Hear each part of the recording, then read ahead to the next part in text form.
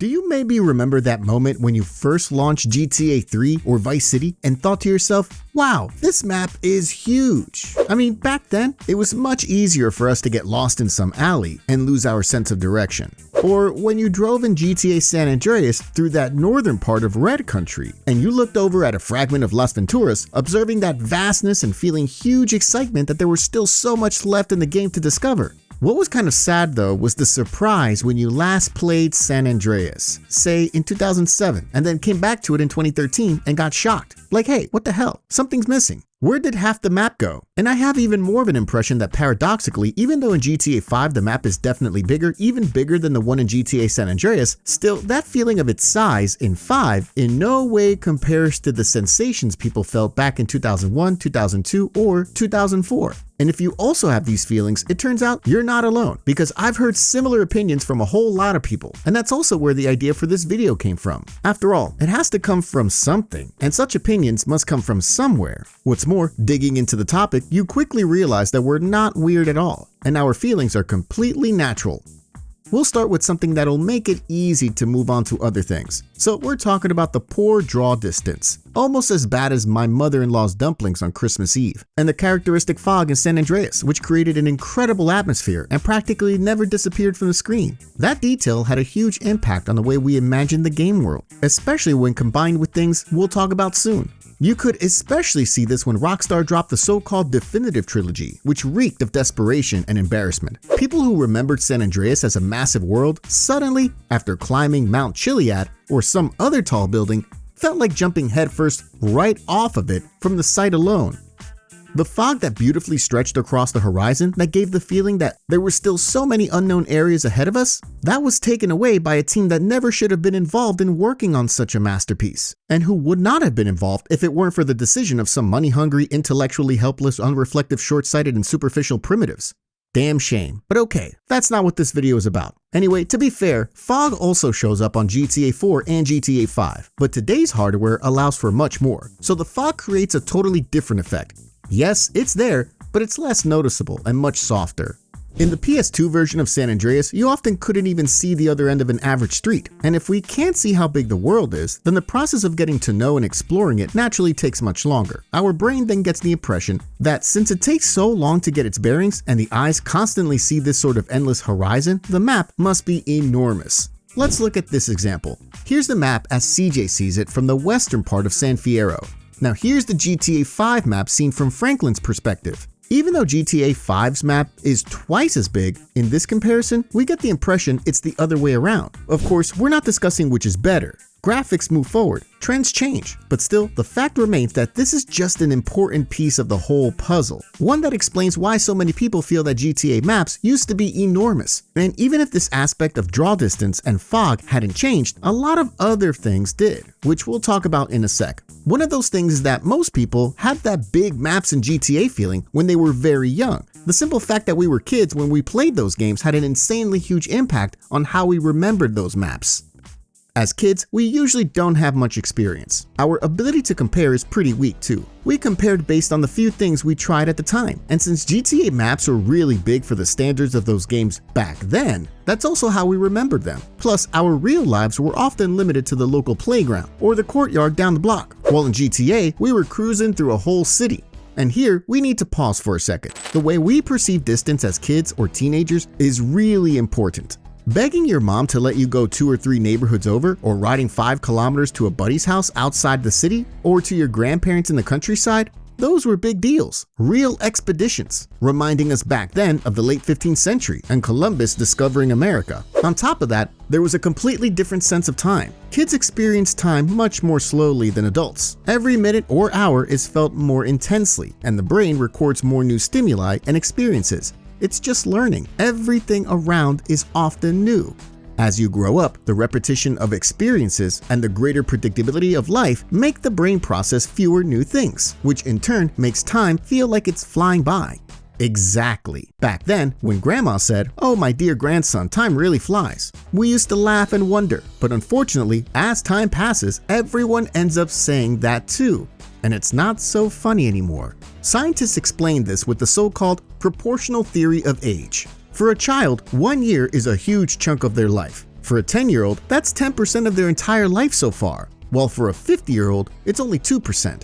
Now listen up, because I'll throw in some science jargon, but it explains this perception of time pretty well. Neurological studies indicate that the pace of how we perceive time is partly linked to neurotransmitter activity and the functioning of brain structures responsible for memory and attention.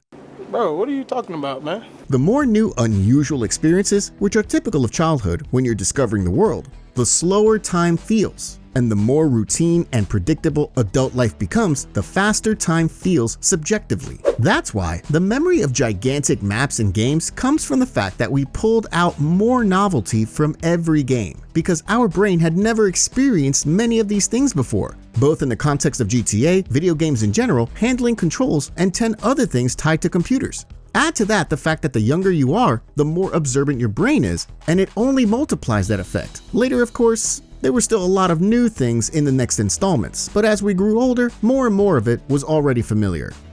If I had to compare and summarize this part, I'd say, for example, that Las Venturas was perceived in the eyes of a teenage player about the same size as a grown adult perceives the actual Las Vegas. And I think I didn't exaggerate too much with that statement. On top of all that, there was also the style of how we played games back then. We didn't rush. There wasn't that immediate need to use the internet too quickly to find weapons on the map, complete a mission, or get a specific item. And if we did use the net, it was usually at some buddy's house who actually had it, or in an internet cafe, to write down some cheat codes. The lack of internet also meant no quick flow of information. Our awareness of basic gameplay elements was way lower. Like, listen, I know a guy, for example, who, when he played San Andreas as a kid, it took him 2 years to realize there was even an option to pause the game, check the map. The urge to explore was also greater because GTA at the time was visually mind-blowing, so sometimes you couldn't help but get excited just from looking at some scenes. It felt like adventure waited on every corner, and when you think about it, that's kind of how it really was.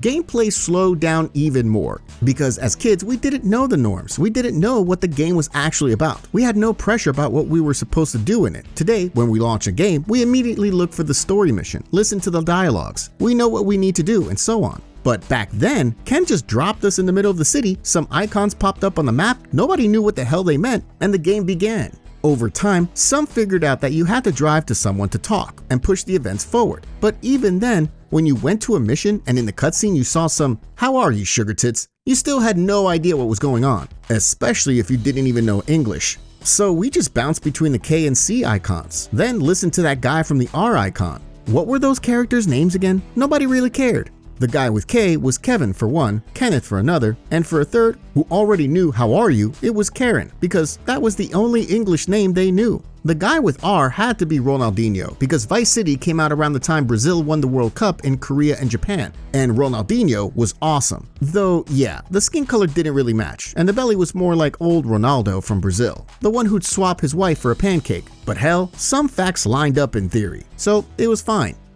No expectations, no imposed goal. Playing just to play. That amplified our slower, much more exploration-focused way of gaming. I honestly really miss that sometimes, because as you grow older, the need to set rules for yourself grows. What you'll do, how you'll play, etc. And that turns everything into routine. And the game becomes a task to complete instead of a sandbox, where the only creator is pure improvisation. And coming back directly to the topic, we also had many other small things that amplified the feeling of map size. For example, the lack of a map in GTA 3, which made players feel double lost when they got stuck in an alley. Not to mention, no GPS. Some missions were straight up unbeatable. That's why we remember Espresso 2 Go, or the chopper missions, as the ones where we had to call up the local gaming expert for help, because there was no damn way to finish them otherwise. The lack of fast travel options, like using taxis, also played an important role when it comes to today's topics. You really felt it, especially in San Andreas, and especially as a kid, because there was also that whole feeling of time passing that we talked about earlier.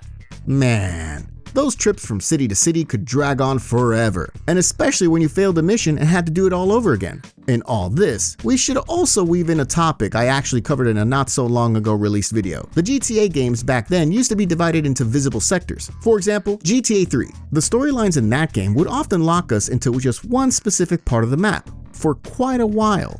At first, the Triads, the Diablo Gang, the Leone Mafia, which kept us stuck in Portland. Then the Yakuza, the Yardies, Ray Machowski, Donald Love, and Staunton Island. And finally, the ending arc, happening mostly in Shoreside Vale. It was kind of the same in Vice City, but the most extreme case of this was San Andreas, where the story literally moved us around into completely different parts of the map. Los Santos, Angel Pine, San Fierro, the desert, Las Venturas, and then the finale back in Los Santos again.